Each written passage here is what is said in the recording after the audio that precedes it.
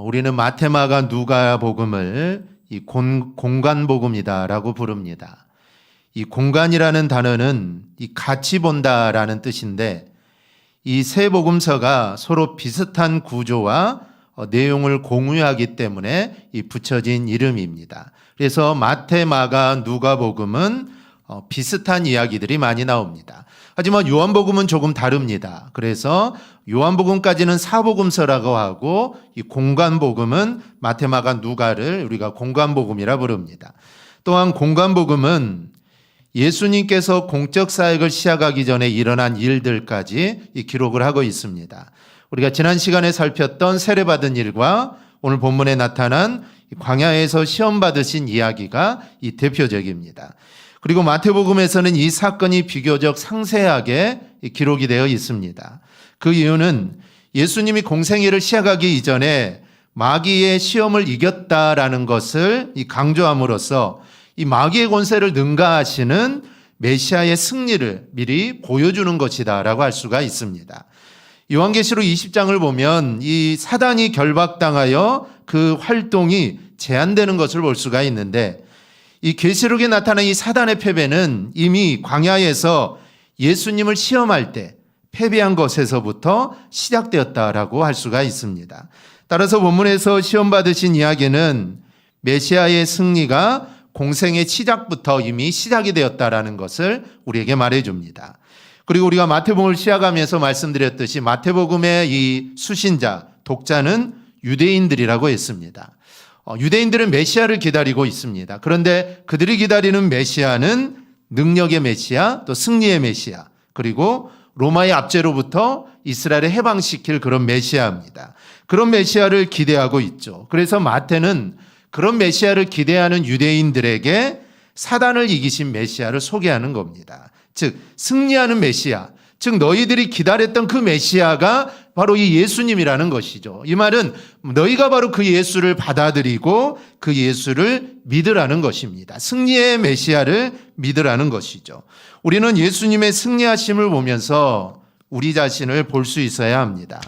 히브리서 4장 15절을 보면 이런 말씀이 있습니다. 우리에게 있는 대제사장은 우리의 연약함을 동정하지 못하실 리가 아니요 모든 일에 우리와 똑같이 시험을 받으신 이로되 죄는 없으시니라. 즉 예수님은 하나님이시다는 것이고 죄가 없다라는 겁니다. 죄가 없다라는 것은 시험을 받으실 이유도 없다라는 것이죠. 죄의 영향을 받지 않기 때문입니다. 그런데 그 주님이 시험을 받으셨다는 것이죠. 그 이유는 우리의 모든 연약함을 동정하셔서 우리와 당하시는 모든 시험을 똑같이 받으신 겁니다. 여기서 동정이라는 말은 우리가 흔히 하는 가여워하다, 측은히 여기다, 불쌍히 여기다라는 말이 아닙니다. 이 단어는 다른이와 동일한 느낌을 받다, 즉 공감하다라는 것이죠. 즉 예수님은 우리의 연약함을 가여워하시거나 측은히 여긴 게 아니라 예수님이 우리의 연약함을 동일하게 느꼈다는 것이죠. 즉 우리가 가지고 있는 연약함을 우리 예수님은 공감하신다는 겁니다. 우리의 아픔도, 우리의 슬픔도, 우리의 연약함도 예수님은 공감하신다는 것이죠. 그리고 그 예로 우리와 똑같이 시험을 받으셨다는 겁니다. 즉 내가 너희의 그 어려움, 그 모든 것들을 내가 공감한다는 겁니다. 그런데 사실 말로만 내가 너희를 이해해, 참 너희 힘들겠구나 이렇게 말하면 사실은 공감이 되지 않습니다. 나와 같은 어려움에 처한 사람이 야, 너 내가 이해할 수 있어. 그러면은 내가 이해가 되고 공감이 되는 것이죠. 예수님은 시험도 당해보시지 않으시고 그런 어려움도 당하지 않으시고 그러면서 그래 내가 너희들 다 이해할 수 있어. 그러면 사실 우리가 이해할 수가 없죠. 공감할 수 없습니다. 그래서 예수님은 내가 너희를 공감한다. 그 예로 바로 시험을 받으셨다라는 것이죠. 사실은 시험 받을 이유가 없지만 예수님 우리를 공감하시기 위해서, 우리를 동정하시기 위해서 그 시험을 우리와 똑같이 받으셨다라는 것이죠. 그래서 주님은 우리를 가장 잘 이해할 수 있고 또 우리에게 완전한 도움을 주실 수 있습니다. 왜냐하면 시험을 먼저 받아봤기 때문이죠. 그래서 우리가 당하는 시험들을 알고 계시기 때문에 우리에게 도움을 주실 수 있다라는 것입니다. 그러니 우리가 이 땅에 살면서 어떤 고난과 시험과 어려움을 당할 때 주님이 내 고통을 모를 거라고 우리는 생각해서는 절대로 안 됩니다. 아니, 오히려 반대로 우리가 어려움을 당하지만 사실 주님이 당하신 시험과 고통에 비한다면 우리가 당한 것은 사실 아무것도 아니다라는 그런 생각을 해야 합니다. 그리고 주님을 생각하며 힘과 용기를 우리는 얻어야 합니다.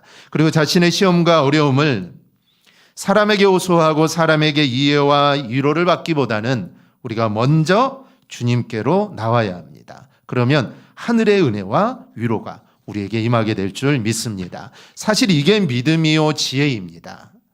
세상보다 사람보다 먼저 하나님을 찾는 게 이게 믿음이고 지혜입니다. 하나님을 먼저 찾고 그리고 세상으로 달려나가면 됩니다. 즉 순서가 문제라는 것이죠. 먼저 세상으로 달려가서 세상에 해결해 볼 수 있는 방법들 다 해보고 안 되니까 주님께 오는 것, 먼저 주님께 이야기하고 그리고 세상으로 달려가는 것, 이거는 하늘과 땅 차이입니다. 그리고 세상으로 달려나가면 주님이 나와 함께 해주시는 겁니다. 오늘 말씀에도 이런 지혜가 있습니다. 오늘 말씀을 통해 하나님이 주시는 그 지혜를 우리가 잘 받아들이는 귀한 시간이 되기를 축복합니다. 첫째, 우리는 우리의 삶 어디에나 마귀가 시험에 올 수 있다라는 점을 우리는 생각해야 합니다. 우리가 생각해야 하는 것은 마귀가 예수님도 시험했다라는 점입니다. 마귀는 시험하러 그 대상을 찾습니다. 그리고 마귀는 시험하는 목적이 분명하죠. 유혹하여 그 사람의 영혼을 넘어뜨리기 위해서 시험을 하는 겁니다. 그런데 놀라운 것은 메시아로 이 땅에 오신 예수님께도 마귀는 서슴지 않고 예수님을 시험한다라는 사실입니다. 그렇다면 예수님도 시험한 마귀가 우리를 시험하지 않겠느냐라는 것이죠. 마귀는 성도인 우리를 넘어지게 하려고 기회만 생기면 우리를 시험하려고 든다라는 이 사실을 여러분 절대로 잊어서는 안 됩니다. 그래서 베드로 사도는 근신하라 깨어라 너희 대적 마귀가 우는 사자같이 두루 다니며 삼킬 자를 찾나니 너희는 믿음을 굳건하게 하여 그를 대적하라. 즉 마귀는 성도들을 찾아다닙니다. 그것도 마치 굶주린 사자가 이 짐승, 잡아먹을 짐승을 찾듯이 마귀는 그런 모습으로 그렇게 사람을, 성도들을 찾는다는 것이죠. 마찬가지로 마귀는 성도를 그냥 놔두지 않습니다. 마귀가 항상 우리를 유혹하려고 우리를 찾아다닌다는 이 사실을 우리는 잊지 말아야 합니다. 예수님이 당하신 시험도 시험의 종류도 시사하는 바가 큽니다. 먼저 마귀는 40일을 금식한 예수님에게 네가 만일 하나님의 아들이어든 명하여 이 일 돌들로 떡덩이가 되게 하라고 합니다. 여러분 40일을 금식했으니 여러분 얼마나 배가 고프겠습니까? 한 끼만 안 먹어도, 아니 일주일만 굶어도 말도 나오지 않을 겁니다. 이 40일이나 금식하셨으니 사실 얼마나 배가 고프겠습니까? 마귀는 바로 이 부분을 파고든 것이죠. 그리고 말하는 것도 심리적인 부분을 파고 들어옵니다. 네가 만일 하나님의 아들이거든. 마치 하나님의 아들을 인정하는 것 같지만 사실은 인정하지 않습니다. 그리고 하나님의 아들이니까 능력을 좀 보여달라는 것이죠. 만약 예수님이 아무 생각이 없으셨다면 그래 내가 하나님이지, 내가 하나님의 아들이지, 나는 능력도 있지, 이렇게 아무 생각이 없었다면 아마 예수님은 돌을 바로 떡덩이로 만들었을 겁니다. 그러나 주님 마귀의 계계를 알고 단번에 거절을 하죠. 그런데 확장해 보면 이것은 물질에 대한 시험입니다. 오늘날 물질 앞에 성도가 얼마나 많이 무너집니까? 물질 만능주의도 사실은 마귀의 전략에 넘어간 것에 지나지 않습니다. 믿음을 축복으로 도식하는 것도 결국 이 물질의 시험에 빠진 거라고 할 수가 있습니다. 물질을 바라고 믿는 것은 하나님의 아들을 믿는 게 절대로 아닙니다. 우리가 이렇게 물질에 약하다는 것을 알기 때문에 마귀는 그 부분을 파고 들어오는 것이죠. 마귀는 이어 예수님을 높은 산꼭대기에 세우더니 네가 만일 하나님의 아들이어든 뛰어내리라고 합니다. 동일한 패턴이죠. 하나님의 아들을 인정하는 것 같지만 인정하지 않는 겁니다. 거기서 뛰어내리라는 것이죠. 근데 마귀가 시편을 인용합니다. 하나님께서 발끝 하나 다치지 않게 보호할 거라는 것이죠. 하나님의 말씀을 인용까지 합니다. 이번에도 주님은 단호하게 거절하시죠. 이 사단의 유혹은 명예에 대한 시험입니다. 만약 예수님이 성전 꼭대기에서 뛰어내렸는데 발끝 하나, 머리털 하나 다치지 않으면 여러분 어떤 일이 일어나겠습니까? 아마 수많은 사람들이 그 예수님을 따라다닐 겁니다. 저 높은 곳에서 뛰어내렸는데도 죽지 않았으니 이 사람은 하나님의 아들이 분명하다. 하나님의 아들이 맞는 것이긴 하지만 저 수많은 무리들이 예수님을 떠받들 겁니다. 물질과 더불어 명예에 대한 욕심은 사실 우리 안에 자리를 틀고 있습니다. 그래서 마귀는 이런 것으로 우리를 유혹해 오죠. 하지만 우리도 주님처럼 이러한 것들에 단호하게 거절할 수 있기를 바랍니다. 마귀는 마지막으로 예수님을 지극히 높은 산으로 이끌고 가서 천하만국을 다 보여주죠. 네가 만일 엎드려 경배하면 이 모든 것들을 너에게 주겠다. 마치 천하만국이 자기 것인 양 이야기합니다. 물론 마귀는 공중의 권세 잡은 자는 맞습니다. 하지만 세상의 주인은 아니죠. 세상의 주인은 주님입니다. 그런데 주님의 것을 주님한테 준다니까 이거는 사실 얼토당토하는 이야기입니다. 그런데 세상을 보여주며 그렇게 말하는 순간 사실은 그 세상의 모든 것들 갖고 싶은 욕망이 생깁니다. 내 것이 아닌데 이것을 준다 하면은 사실 갖고 싶은 마음이 생기죠. 사실 예수님이 이 땅에 오셨지만, 메시아로 오셨지만 인간으로 오셨기 때문에 이 세상 모든 걸 너한테 주겠다 하면은 잘못 생각하면 그것을 갖고 싶은 욕망이 생기게 됩니다. 그런데 주님은 단호하게 물리치고 그 시험에 넘어가지 않죠. 사단이 예수님을 시험한 내용을 놓고 우리에게 적용해 보면 사실 우리는 금방 넘어갈 것들입니다. 우리의 욕망과 관련된 것들이고 보이는 것과 누리게 될 것이 너무나 매혹적인 것들이기 때문입니다. 사실 그렇게 되지 않는데 거짓인데도 사실 너무나 갖고 싶은 것들입니다. 그런데 그 거짓에 속는 게 사실 우리들입니다. 요한 1서를 보면 사단이 성도를 시험하는 게 육신의 정욕, 안목의 정욕, 이생의 자랑이라고 합니다. 예수님을 시험한 종류도 이런 것들입니다. 또 첫사람 아담이 유혹받을 때도 보암직하고 먹음직하고 지혜롭게 할 만큼 탐스러웠습니다. 모두 우리가 하나님 앞에 깨어있지 않으면 사실 다 걸려서 넘어질 수밖에 없는 것들입니다. 이 하나님이 창조하신 아담과 하도 넘어졌지 않습니까? 아직 죄가 들어오기도 전인데도 그들은 넘어졌다라는 것이죠. 그렇기 때문에 우리도 과연 사단이 우리를 유혹할 때 그걸 쉽게 떨쳐버릴 수 있을까? 우리는 그런 생각이 들기도 합니다. 그렇다면 우리가 마음에 정의할 게 하나 있습니다. 우리는 시험을 당하지 않을 거다. 나는 믿음이 좋고 나는 신앙생활을 열심히 하니까 나는 절대로 시험을 당하지 않을 거다라는 착각을 우리는 버려야 합니다. 또 사단이 시험에도 나는 이길 수 있다라는 자만심 또한 우리는 버려야 합니다. 예수님을 시험한 사단의 전략은 우리에게도 그대로 적용이 됩니다. 그런데 우리는 예수님과 다릅니다. 그 시험에 우리는 취약하다는 것이죠. 우리 속에 있는 욕심은 이런 것들을 받아들일 준비가 되어 있습니다. 그래서 말이 떨어지자마자 사실 우리는 그것을 받아들이고 말죠. 아담과 하와도 사단의 유혹이 떨어지자마자 하와가 그것을 먹지 않았습니까? 그럼 고민도 하지 않았습니다. 즉 우리 안에는 욕심들이 있어서 그런 유혹들이 올 때 그것을 받아들일 준비가 되어 있다라는 것이죠. 이 사단은 언제 올지 모릅니다. 그러니 우리는 사단이 나를 시험할 거라는 것을 분명히 해야 합니다. 그리고 사단이 제시하는 것들은 너무나 달콤한 것들이라는 것도 잊어서는 안 됩니다. 그렇기 때문에 우리가 이 땅을 살면서 너무나 달콤한 것들, 정말 내가 기대하지도 않았는데 정말 달콤한 유혹들이 내 안에 올 때 이게 혹시 사단이 나를 넘어뜨리기 위해서 나를 유혹하는 것은 아닌지 우리는 생각해 볼 수 있어야 합니다.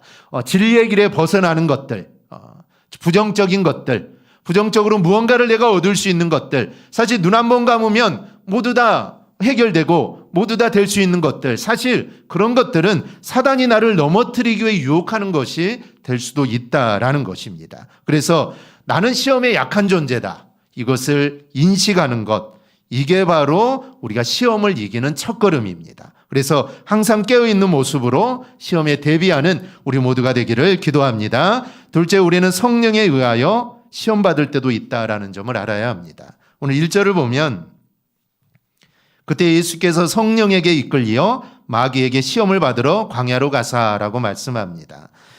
예수님께서 시험당하는 것이 성령의 인도하심 가운데 이루어졌다라는 것이죠. 성령이 예수님을 사단에게 시험받도록 인도하셨다. 이걸 우리는 어떻게 받아야 할까요? 이를 이해하기 위해서 우리는 구약에서 욥이 시험당하는 것을 우리는 봐야 합니다. 사단은 욥을 시험하려고 합니다. 그런데 그때마다 사단은 하나님께 시험해도 될지 허락을 받죠. 그래서 하나님은 욥의 생명을 제외한 모든 부분에서 시험해도 좋다라고 하나님의 허락을 합니다. 이후 사단은 욥을 혹독하게 시험하죠. 시험하는 자는 사단이 맞지만 사단이 시험하더라도 하나님의 허락하에 이 모든 것들이 이루어진다라는 것을 우리는 알 수 있습니다. 또 아브라함의 경우입니다. 하나님은 아브라함에게 독자 이삭을 바치라는 시험을 하십니다. 물론 용어상 이게 시험이냐 유혹이냐 여기엔 정리가 필요하긴 한데 그러나 이 둘은 함께 나타납니다. 하나님께서는 시험하시죠. 그런데 하나님의 허락으로 그것을 시행하는 사탄은 시험하는 게 아닙니다. 사단은 유혹을 수행하는 것이죠. 하나님께서는 아브라함을 시험하셨습니다. 시험의 주체는 하나님이십니다. 이 광야 생활에서도 시험하시는 주체는 하나님으로 표현되어 있습니다. 광야 생활의 동안 겪게 되는 어려움은 하나님이 이스라엘을 시험하시는 겁니다. 이렇게 구약의 여러 부분을 살펴보고 또 오늘 본문 1절에서 예수님이 성령께 이끌리어 시험받으러 광야로 나가셨다라는 것을 볼 때 성도가 받는 시험이라는 것은 전적으로 하나님의 손안에 있다라는 것을 우리는 잊어서는 안 됩니다. 물론 하나님 우리를 시험하는 목적은 분명합니다. 그 시험은 우리를 유혹하여 넘어뜨리려고 하는 것이 절대로 아닙니다. 그건 사단의 영역이죠. 하나님께서는 우리를 더욱 단련하여 하나님의 은혜의 자리로 이끄시기 위해서 우리를 시험하는 겁니다. 욥을 봐도 알 수 있고 아브라함을 봐도 우리가 알 수 있지 않습니까? 또 이스라엘 백성을 봐도 알 수 있습니다. 따라서 우리는 하나님을 잘 믿는 사람에게도 시험이 따른다는 것을 알아야 합니다. 우리에게 시험이 없을 거라는 생각 자체가 사실은 착각입니다. 하나님을 잘 섬기고 믿어도 시험은 있다라는 것이죠. 따라서 우리는 어떤 상황에서 어떤 시험이 우리에게 주어지든지 그때 사탄은 그 허락받은 시험을 시행할 때 어떤 유혹으로 우리에게 접근하는지 우리는 깨달아야 합니다. 즉 깨달을 수 있도록 우리는 깨어 있어야 한다라는 것이죠. 그런데 하나님이 우리를 시험하시는 것을 알게 될 때 얻게 되는 유익이 있습니다. 그 시험으로 얻게 되는 이 복입니다. 하나님의 시험의 목적은 우리를 더욱더 은혜로 더욱더 하나님께로 가까이 다가가도록 하기 위함입니다. 그러게 우리를 시험하는 동안에도 하나님 우리를 지키시고 우리를 보호하십니다. 하나님 아브라함을 시험하셨지만 하나님은 이미 준비했지 않습니까? 번제로 드릴 양을 하나님은 사실 이미 준비하신 겁니다. 즉 시험을 하시지만 하나님은 지키시고 보호하신다는 것이죠. 그리고 미리 준비해 놓으신다는 겁니다. 예수님께 성령에 이끌려 시험을 받으셨다는 것은 이 점에서 우리에게 확신을 줍니다. 결국 시험을 이기신 예수님은 사단을 이기신 예수님은 천사의 수종을 받고 공생애를 시작하게 된다라는 것이죠. 욥도 어떻습니까? 시험으로 망하지 않았습니다. 더 큰 복을 받고 하나님의 은혜를 경험하게 되죠. 광야에 40년간 단련받은 이스라엘 백성들은 그 단련을 통하여 가나안 땅에 들어갈 수 있게 된 겁니다. 우리도 하나님이 시험하시는 동안 당신의 자녀들을 버리지 않으신다는 점을 우리는 믿어야 합니다. 시험받는 그 순간에도 하나님은 성령으로 우리와 함께 하십니다. 그렇기 때문에 우리는 어떤 시험이라도 능히 이겨나가게 되고 결국에는 하나님의 은혜로 우리는 들어가게 될 줄 믿습니다. 우리는 이러한 믿음에 대한 확신이 있어야 합니다. 하나님이 허락하시지 않으면 사단은 우리의 손끝 하나로 건드리지 못한다는 것이죠. 하나님이 그 독생자의 피값으로 산 우리들이지 않습니까? 그런데 하나님께서 그냥 사단이 우리들을 마음대로 그냥 시도 때도 없이 사단이 마음대로 우리를 시험에 들게 하고 유혹하도록 하나님이 놔두실 이유가 없습니다. 하나님이 허락하셔야 된다는 것이죠. 하나님이 허락하셔야 사단이 우리를 유혹할 수 있는 겁니다. 그런데 그 유혹은 사실 하나님의 입장에서는 시험, 즉 테스트인 것이죠. 그래서 어떤 상황 속에서도 하나님은 우리와 함께 하시고 그 시험 속에서도 우리를 붙잡아 주시고 유혹 속에서도 우리를 인도해 주셔서 결국에는 우리가 승리하게 된다라는 것입니다. 여러분 이 사실을 절대로 잊지 않기를 축복합니다. 셋째로 우리는 말씀의 중요성을 다시 한번 마음에 새겨야 합니다. 가장 어리석은 사람은 하나님이 나를 보호하시고 인도하신다고 하면서 자신은 아무것도 하지 않는 사람입니다. 하나님의 말씀을 제대로 깨닫지 못하는 사람이 사실은 가장 어리석은 사람입니다. 예수님께 성령에 이끌려 시험을 받으셨다고 해서 예수님은 가만히 계시지 않았다는 점을 우리는 보아야 합니다. 예수님이 시험을 이기신 방법은 철저하게 말씀으로 말미암아입니다. 이 돌덩이를 떡덩이가 되게 하라는 시험을 물리치신 방법, 우리 4절입니다. 우리 4절 한번 함께 읽겠습니다. 예수께서 대답하여 이르시되 기록되었으되 사람이 떡으로만 살 것이 아니요 하나님의 입으로부터 나오는 모든 말씀으로 살 것이라 하였느니라 하시니. 아멘. 기록되었으되라는 것은 구약에 기록된 말씀이라는 겁니다. 신명기 8장 3절을 보면 하나님의 입으로 나오는 모든 말씀으로 살리라라고 합니다. 성전 꼭대기에 뛰어내리라는 두 번째 시험 7절을 보면 예수께서 이르시되 또 기록되었으되 주 너의 하나님을 시험하지 말라 하셨느니라 하시니. 여기도 보면 또 기록하였으되 라면서 이번에도 역시 성경 말씀으로 물리칩니다. 신명기 6장 16절을 인용한 것이죠. 너희가 마사에서 시험한 것 같이 너희 하나님 여호와를 시험하지 말라. 또라고 말씀하시는 것은 사단이 말씀을 사용하지만 사실 사단이 말씀을 인용하는 것은 어설픈 겁니다. 어쩔 수 없이 하는 것이죠. 어떻게 사단이 하나님 말씀을 인용할 수 있겠습니까? 어설프게 인용한 것이죠. 그래서 말씀을 제대로 보라는 의미에서 또라는 말씀을 하신 겁니다. 말씀을 잘라서 자기 편리한 대로 보지 말라는 것이죠. 사단이 그렇게 하고 있기 때문입니다. 세 번째 시험에 대해서도 10절을 보면 사단아 물러가라 기록되었으되 주 내 하나님께 경배하고 다만 그를 섬기라 하였느니라. 이번에도 기록되었으되 구약의 말씀 신명기 6장 13절 10장 20절 말씀을 가지고 물리치십니다. 이렇게 예수님은 철저하게 말씀으로 사탄을 물리치십니다. 우리가 마태복음을 읽는 우리가 이 관심을 가져야 할 부분 중 하나가 바로 이 기록되었으되라는 표현입니다. 이는 구약을 의미하는 것으로 예수님은 철저하게 사역이나 말씀을 성경과 연결하셨다라는 점입니다. 이는 성도인 우리가 어떻게 살아야 하는가를 우리에게 보여줍니다. 성도인 우리는 오직 말씀으로만 서야 할 줄 믿습니다.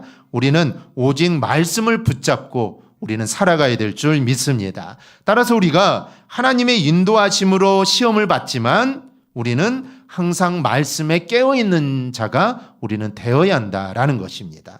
예수님도 시험을 받으셨습니다. 그렇다면 당연히 우리도 시험이 온다라는 점을 여러분 기억해야 합니다. 그러나 하나님은 그 시험 속에서도 우리를 보호하시고 우리를 이끄신다라는 점도 우리는 잊어서는 안 됩니다. 그러면 우리는 승리하는 삶을 살게 됩니다. 그리고 무엇보다도 우리는 말씀을 늘 가까이 해야 합니다. 왜냐하면 말씀은 우리를 붙잡아 주시고 결국은 승리하게 하기 때문입니다. 사실 예수님이 말씀을 인용하실 필요는 없습니다. 예수님이 하나님이시니까 그냥 말씀하시면 됩니다. 왜냐하면 예수님이 말씀하는 것 자체가 사실 성경 말씀이지 않습니까? 말씀하는 것 자체가 하나님 말씀이기 때문에 사실은 구약 성경을 인용하여 살 필요는 없습니다. 그런데 인용하신 것은 너희도 그렇게 하라는 겁니다. 하나님인 나도 말씀 의지하여 사탄을 물리쳤으니까 시험을 이겼으니까 너희들 너무 자만하지 말고 내 믿음이 좋다고 내가 말씀을 많이 한다고 내가 신앙생활 잘한다고 너희들 자만하지 말고 너희도 시험을 이기는 것은 오직 말씀밖에 없다라는 것입니다. 그렇다고 우리가 사단이 유혹할 때마다 구약 말씀을 들어서 그 말씀을 암송하고 그 말씀을 하라는 게 아닙니다. 말씀 의지하여 말씀 붙잡고 살라는 것이죠. 늘 말씀을 묵상하고 말씀을 읽고 말씀을 듣고 그런 삶을 살라는 것입니다. 그렇게 사는 것이 결국 너희가 승리하는 삶을 살게 된다라는 것입니다. 즉 결론은 말씀 안에 거하는 겁니다. 우리가 늘 말씀 안에 거할 때 우리가 승리할 수 있다라는 것이죠. 오늘 예수님 우리에게 이것을 우리에게 말씀하십니다. 오늘 말씀 우리 모두 기억하고 우리 모두 늘 말씀 안에 거하여 승리하는 우리 모두가 되기를 주님의 이름으로 축원합니다. 아멘. 기도하겠습니다.